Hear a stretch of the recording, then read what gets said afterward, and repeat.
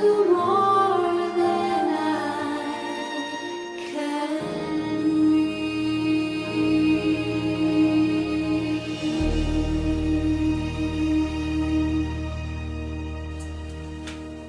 Now, many years ago, that was in Namibia. I was born and raised in a Christian home. My parents were good people, we were church people. I was the eldest of 2 children, and I grew up, as I said, in a good religious home. I went to matric. My parents they were all, the people in Namibia thought at that time the schools in Namibia were somewhat inferior, so they thought, to the schools in the Republic. So I was also one of the children that was sent to Paarl in the Republic to go to school. Now, I finished matric there, and after I finished matric, I had to decide now what I was going to do for the future. Now, at that time, there was an agricultural college in Namibia, still there, but that time they were very, I can actually say they were world-renowned for karakul pelts. They make fur coats, very expensive fur coats, from the skins of little lambs. That was done there. And the college was, they did research on it, and they were very advanced on this field. So I applied, my parents applied for me. I went to the college and I studied there.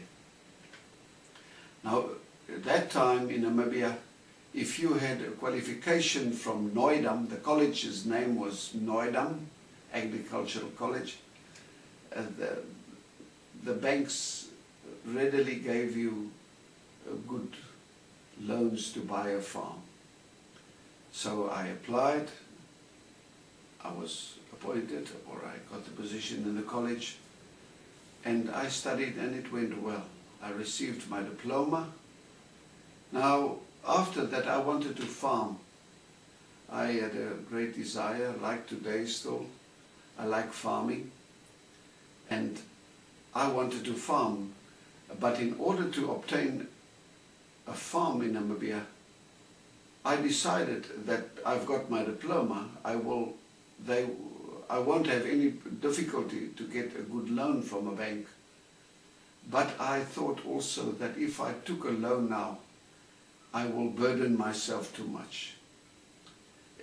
So I decided to, for the first few years, to work at the mines. Now at that time, the diamond mines in Namibia were very good. They paid very well. So you could save virtually your whole salary. And so I applied there. I got the job, and I worked very hard. I think it was something like 2 years. After 2 years, I was appointed to be shift boss, which was very good. I worked hard, as I said, and I saved a lot of money. During that time, I also got married. But I was living just a worldly life. I wasn't a Christian, but deep in my heart, there was always a search. I remember, if I go back, that many nights, I was raised in the Kalahari Desert. It's a semi-desert. I was raised there many nights.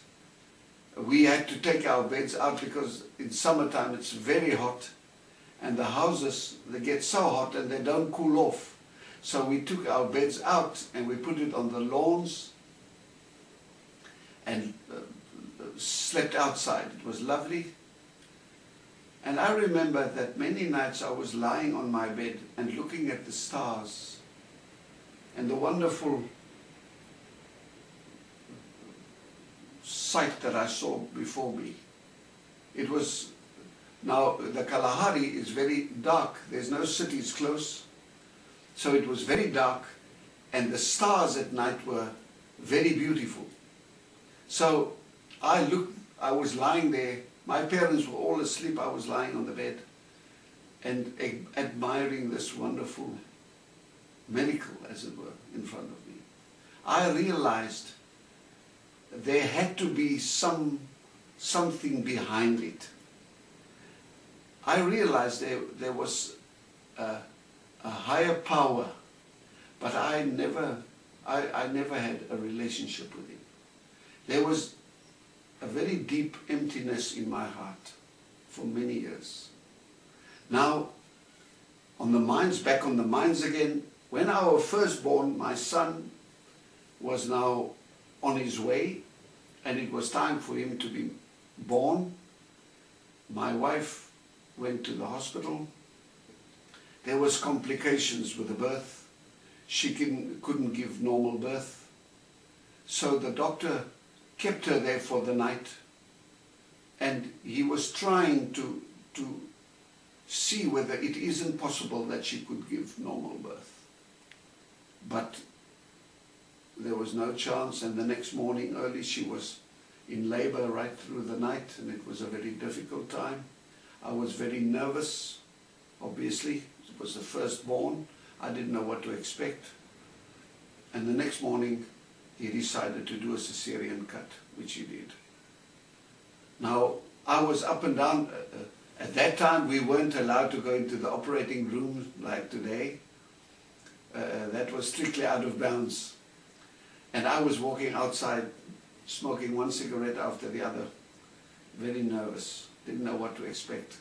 And the next moment, the door of the operating room flung open, and there was this big nurse standing there in the door with a big bundle of green cloths in her arms.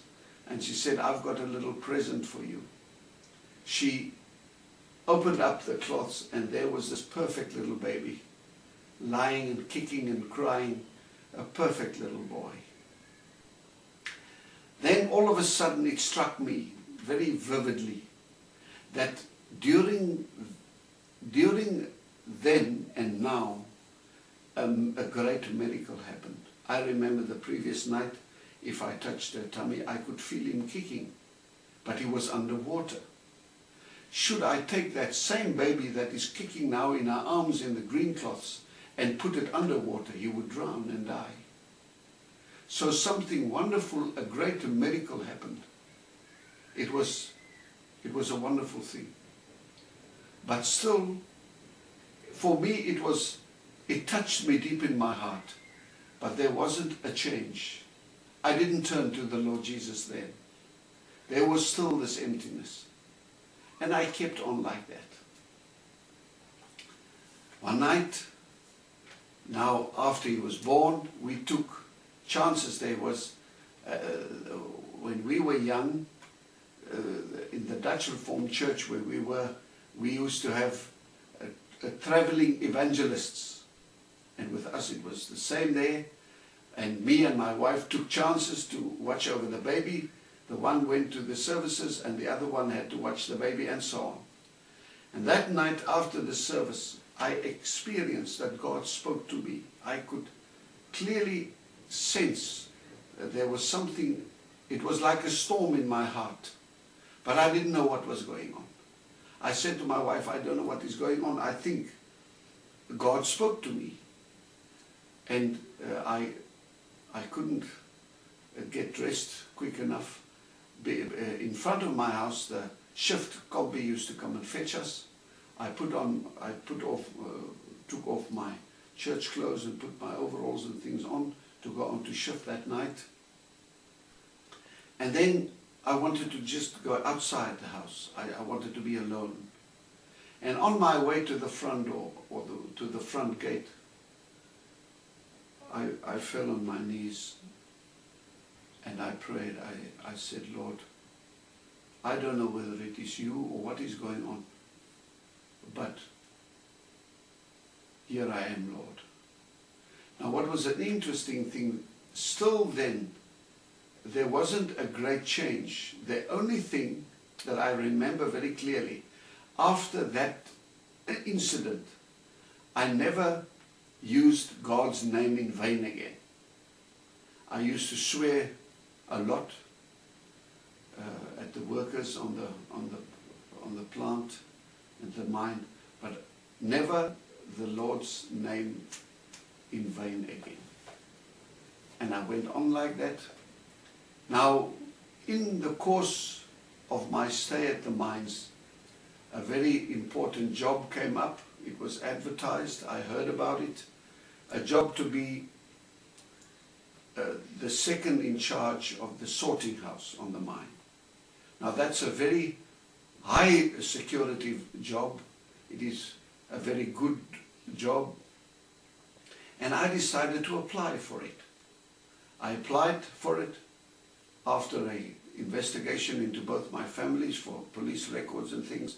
I was appointed into that position because they knew me, and I got the job, and it was good. Now I was in the sort house.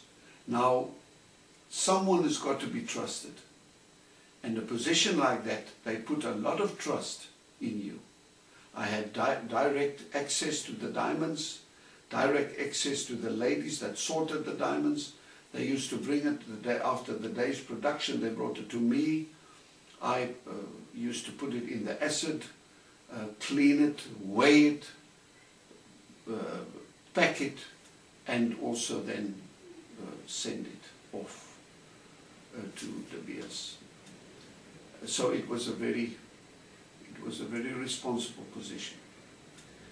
Now, during the course of my work there, the devil started tempting me to steal.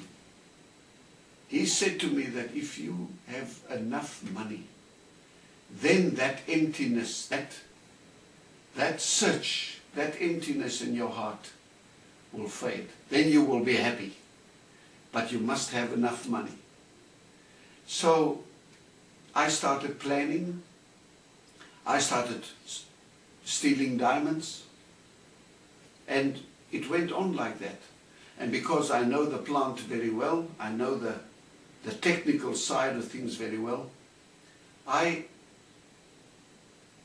hid them very carefully in a place where it was unlikely for the security or the fitters or the electricians would come. This went over several months. And because I know diamonds very well, I searched for the best. And I stashed them away.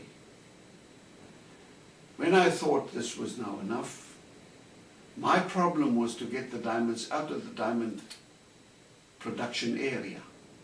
Now, to be able to get to the other side, to the free side of the mine, you had to go through X-rays.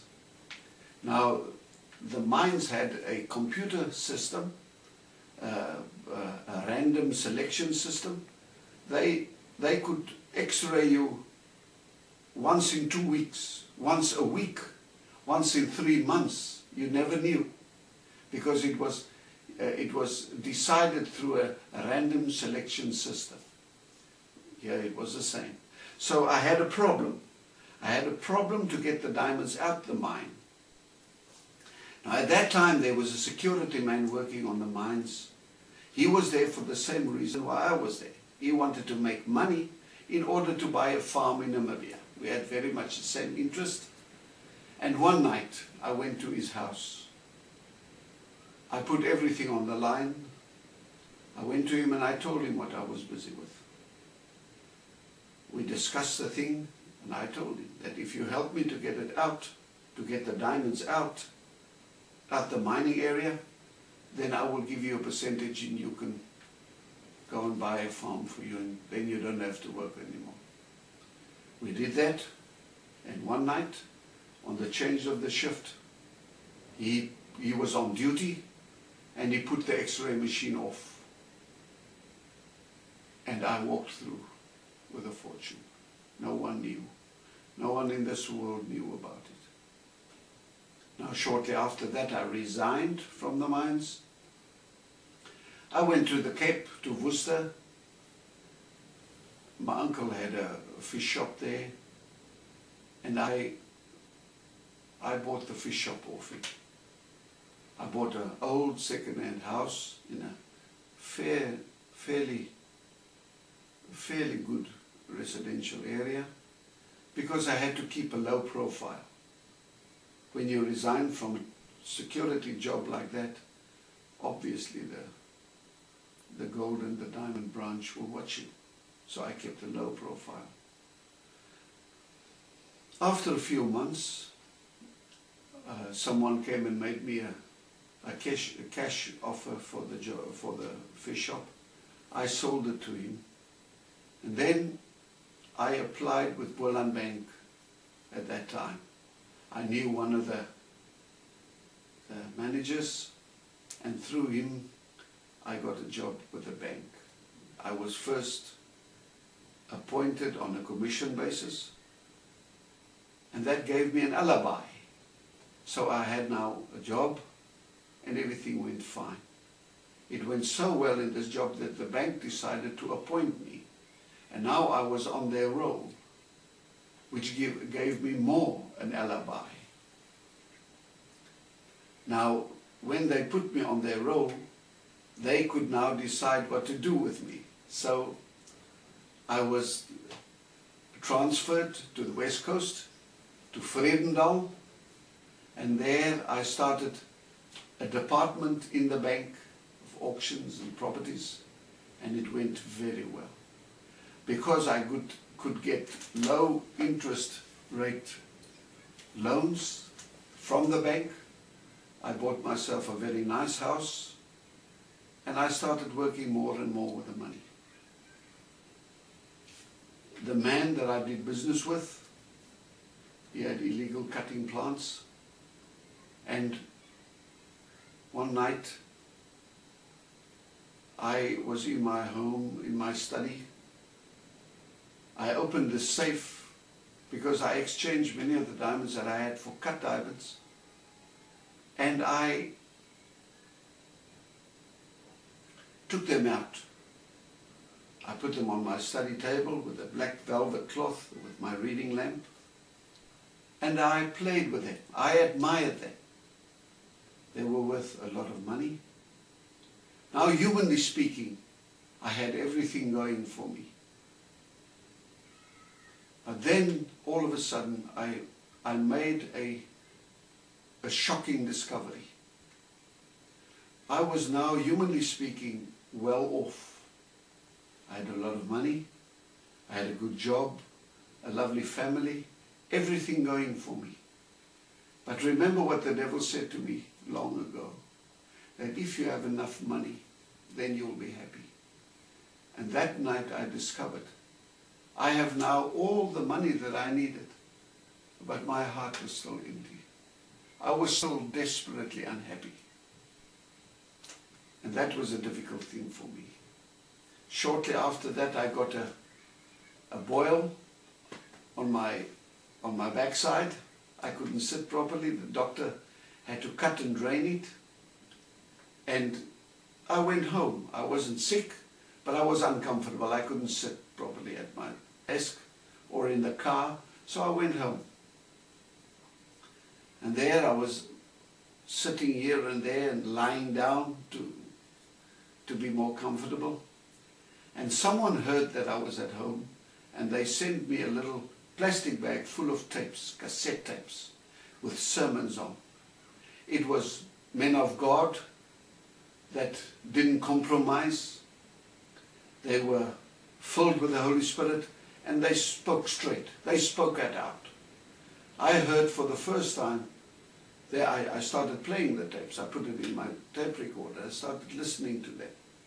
For the first time I heard that if you are not born again, if you are not washed in the blood of Christ, you'll be lost.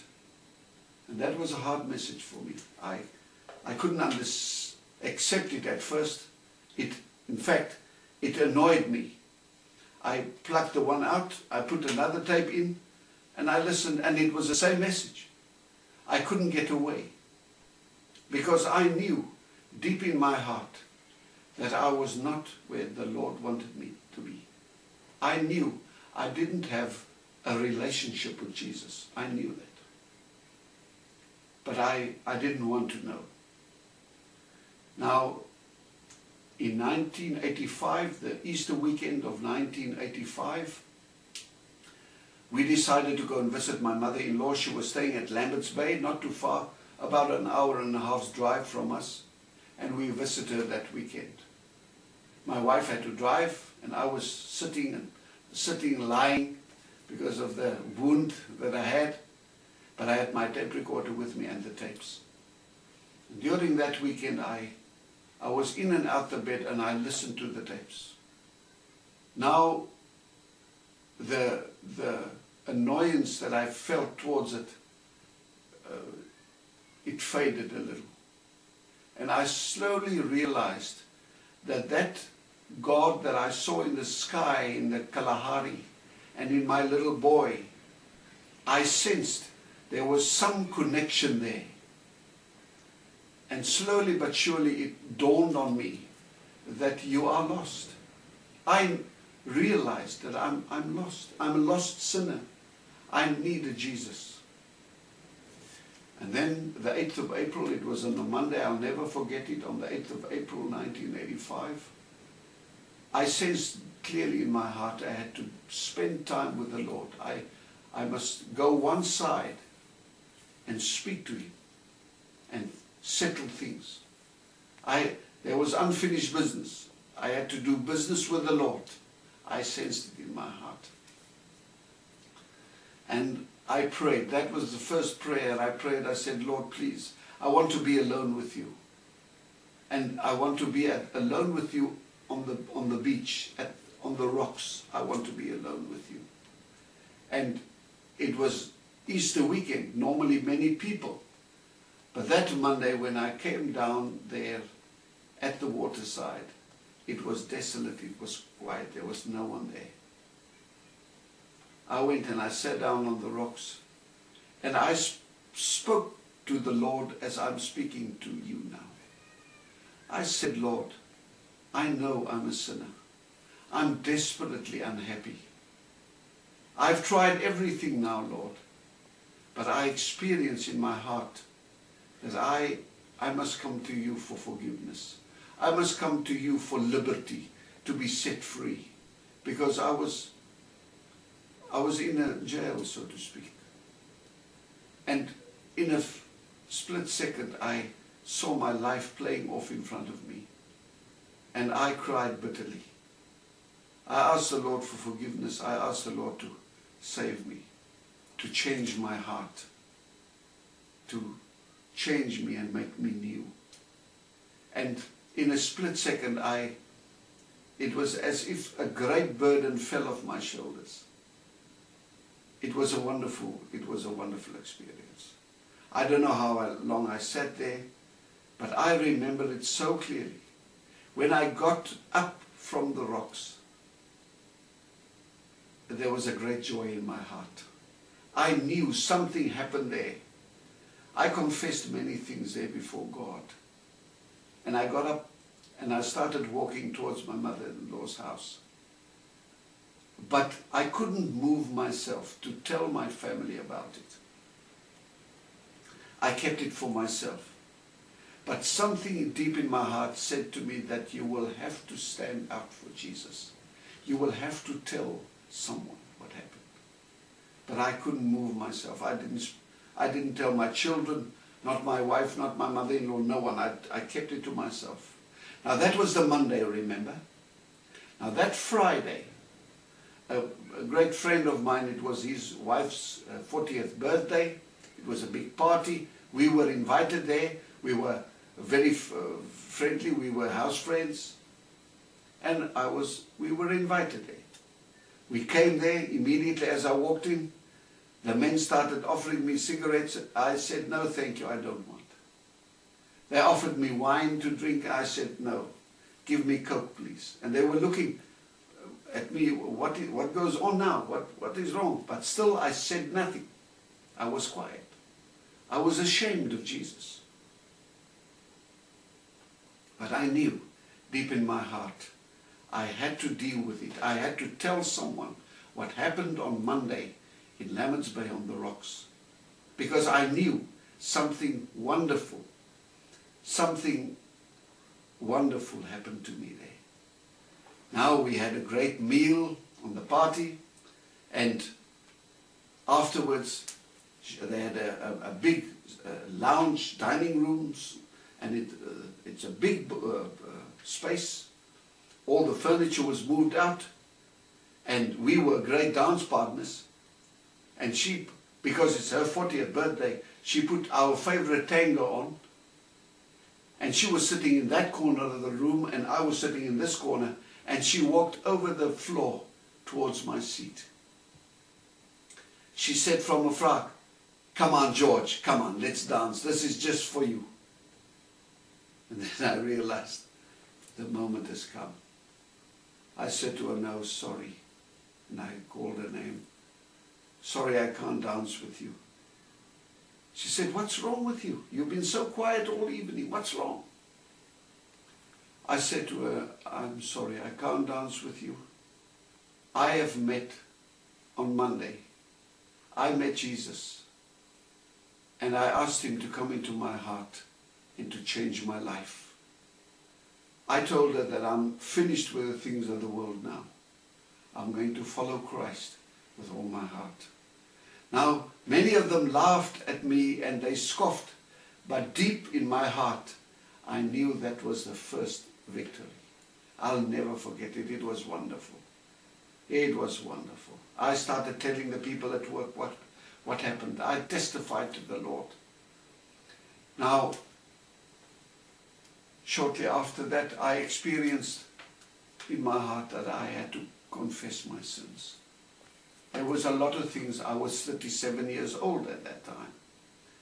And I looked down on people with not the same color skin as I had. And just after my conversion, I went to a farm outside of Vredendal where there's a big labor force. And the people stayed on the premise.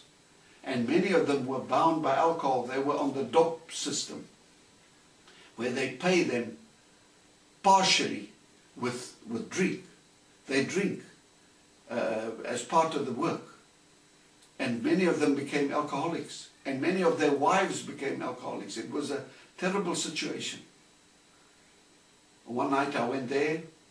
I knocked on one of the doors, and a lady opened the door, and I said to her, "I would like to conduct a service here tonight. Is it possible for you to get the people together for me?" And she said, "Yes, sir." And she did it. That night I went out. I conducted the service there. It was wonderful. It was my first time. I was always thought myself better than them. But now I was sitting amongst them and bringing them the gospel of Jesus. And there was great joy in my heart. Many of them, through the course of time, many of them accepted Jesus, and the Lord changed their lives. He changed everything about them, their clothing, the interaction with each other changed, and it was wonderful to see. It was a wonderful time for me. Now, I also realized I've done wrong. The Holy Spirit showed me I've done wrong. I sat down one afternoon, I wrote the board of directors of Anglo on the Mines a letter. I told them what I've done. I brought the whole thing to the light. And I asked them for forgiveness that I misused the trust that they put in me. But I told them that I was now a Christian. I accepted Jesus as my Savior. And I undertook to put everything right as far as I could. Now, during that time in South Africa, it works like that if you confess a serious crime, the state, they start a docket on you. And that with me it was the same. I had to wait for 2 weeks on the Attorney General to decide whether he was going to put me in jail or not.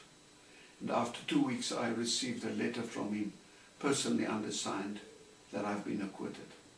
And I praise God for that. I started money that I had on investments. I signed back to Anglo, and shares I wrote back. A farm that I bought, everything I gave back to Anglo. And that was a wonderful, it was a tense time in my life, but it was so wonderful. Shortly after that, I felt in my heart I wanted to confess my sins. I wanted to clean up this old mess of a life. I prayed, I asked the Lord to show me through the Holy Spirit. And He took me back as far as Standard 4, things that I've done in Standard 4. And I wrote it all down. And when I was finished, when I sensed it's finished now, I prayed, I asked the Lord to send me a man of God that I can confess it to. He sent me a man of God, and it was wonderful. I confessed it to him. I was ashamed of many things, but I thought, I'm going to confess it as it happened, as I committed the sins. I'm not going to hide anything, because we cannot hide anything from God. Now, my parents were divorced when I was 13 years old. And both of them got remarried. My mother remarried a man. That was hard, and through the years, I got to hate him. There was a lot of resentment in my heart against him. And during that time, God convicted me of that sin. I tried to justify myself. I said, Lord, but it's his fault. He did it. He did this and that. But I sensed clearly in my heart, no, you set it right. You ask him for forgiveness. And that was a very difficult thing for me. But I decided in my heart, the Lord has done so much for me. There was such great joy in my heart. I didn't want one thing to stand between me and God. And then I prayed, I said, Lord, I don't know what to say to him. All I feel in my heart is resentment and hatred. But I tell you, Lord, write it in heaven. I'm willing to forgive. If you give me the words, I will write him a letter, or I will phone him. Whatever, Lord. I will phone him, and I will set it right. And the Lord led me to write him a letter. One Sunday afternoon, I took my writing pad, I sat down, and I said, Lord, here I am now, I'm ready. Give me the words, Lord. And it started coming. And I wrote down. It was all things that I've done wrong against my stepfather. And I asked him for forgiveness. I told him of this new life in Christ, and that everything changed. And I asked him for forgiveness. There was just a little sore, that small little thing. One afternoon, I had to unpack an old lady's house. She wanted to put all her belongings on an auction. And in the garage was just a little saw. I noticed it, and I thought perhaps I miss it on the auction, and I stole it. No one knew about it, no one knew, but I knew about it. And during that time that God cleansed my life, He pointed to that little saw. I said, oh Lord, it's such a small thing, can't we forget about it? And the Lord said, no, set it right. So I had to take the little saw, and I had to drive to another town. And there she was in the old age home. And I went and I told her everything what the Lord has done for me. And she said, oh my child, what a wonderful story. And she said, whenever you work, I forgive you. You take the saw, you keep it. But whenever you work with it, or you look at it, you think back of what the Lord Jesus has done for you, and of His grace. And then you pray for me also. It was a wonderful thing. That day, when I drove from her towards Vredendal, I'll never forget it. It was as if heaven came down. I was laughing and crying, and it was a wonderful thing. It was as if heaven came down. Then I realized the big things that I brought to the light was for the Lord good.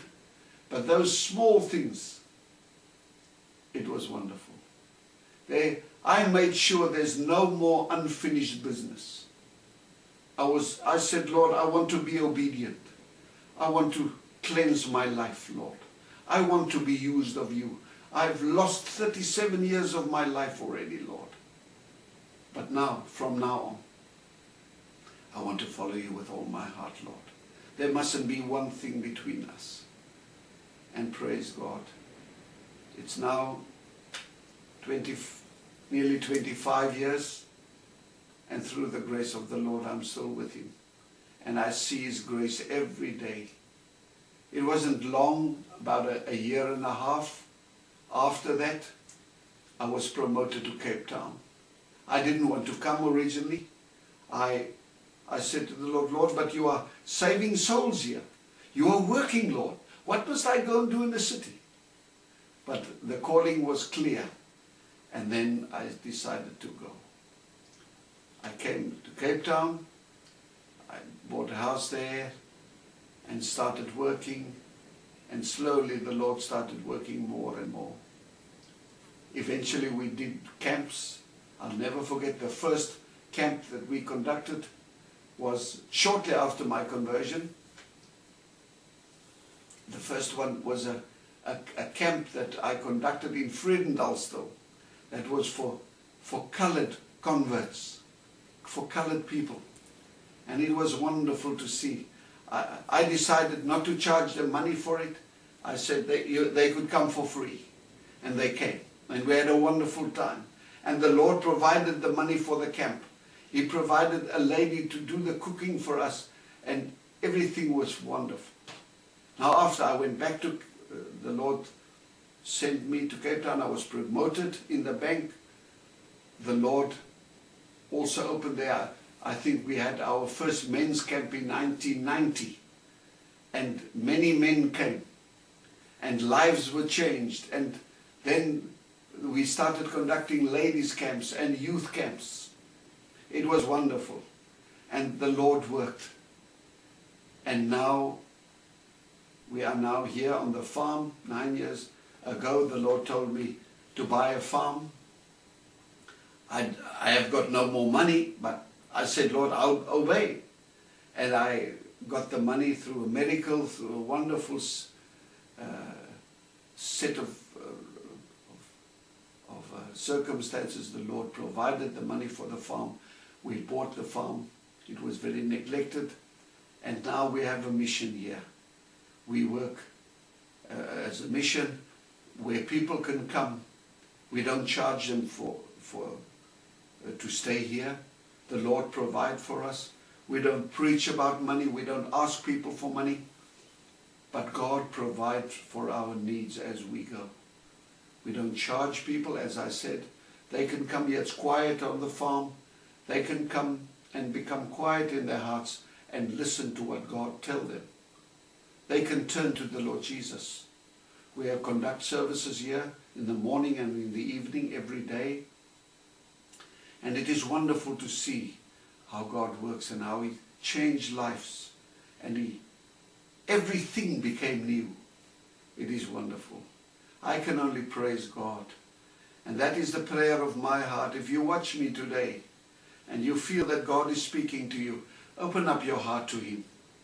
Don't try to turn away again. Perhaps you've turned away many times. Make a commitment today to the Lord Jesus. Ask Him to come into your heart and to change it. To make everything new. So you can start working for the kingdom of God. And that God can change and make you a productive disciple of Him. May the Lord bless you.